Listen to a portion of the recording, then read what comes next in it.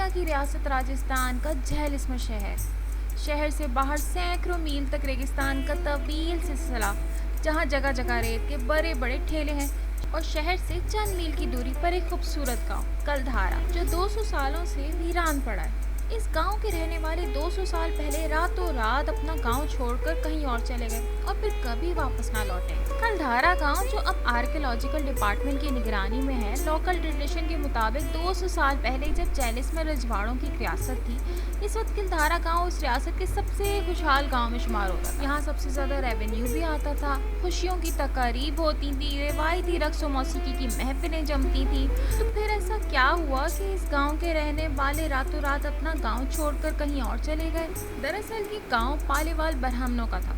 गांव की एक लड़की जिसकी शादी होने वाली थी, जिसके बारे में कहा जाता है कि वो लड़की बहुत खूबसूरत थी। जैलिस्मर रियासत के दीवान सालिम सिंह की नज़र उस पर पड़ गई और वो उनकी खूबसूरती पर आशिक हो गए। लड़की से शादी करने की जिद करने लगी। लोकल ट्रेडिशन के मुताबिक सालिम सिंह एक जालिम शख्स था, जिसके जुल्म और ज्यादतियों के किस्से दूर दूर तक मशहूर थे। मगर इसके बावजूद कलधारा वालों ने सालिम सिंह को लड़की का रिश्ता देने से इनकार कर दिया।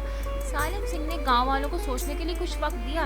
गांव वाले जानते थे कि अगर उन्होंने सालिम सिंह की बात नहीं मानी तो वो गांव में कत्लो गारत करेगा। रिवायत के मुताबिक कलधारा के रहने वालों ने गांव के मंदिर के पास मौजूद एक चौपाल में पंचायत की।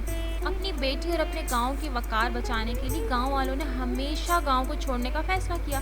सारे गांव वाले एक रात सन्नाटे में अपना सारा सामान, मवेशी, गल्ला, कपड़े लेके अपने घरों को छोड़कर हमेशा के लिए यहाँ से चले गए और फिर कभी वापस नहीं आए।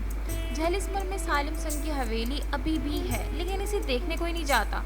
जैलिस्मर के बॉर्डर में वाक़ कलधारा गांव में कई कतारों में बने हुए पत्थरों के घर अब आहिस्ता आहिस्ता खंडर बन चुके हैं, लेकिन इन खंडरों में से भी माजी में इस गांव की खुशहाली का पता चलता है। बाज़ घरों में चूल्हे, बैठने की जगह, घड़े रखने की जगह की मौजूदगी से ऐसा लगता है जैसे कोई यहाँ से अभी ही गुजरा हो।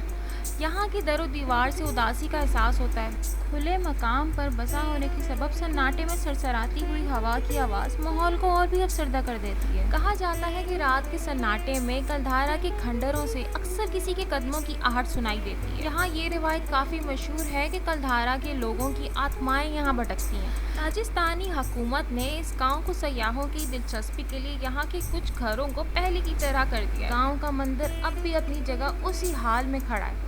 हर साल हजारों सयाह इस गांव को देखने के लिए यहाँ आते हैं। तो फिर ऐसा क्या हुआ कि गांव दोबारा से बस ही ना सका? दरअसल कहा जाता है कि कलधारा के बाशिंदे जब ये गांव छोड़ रहे थे, उस वक्त उन्होंने ये बद्दुआ दी थी कि ये गांव कभी आबाद नहीं होगा। इनके चले जाने के 200 साल बाद भी जैलिस्मर के रेगिस्तान में ये गांव आज भी वीरान पड़ा है।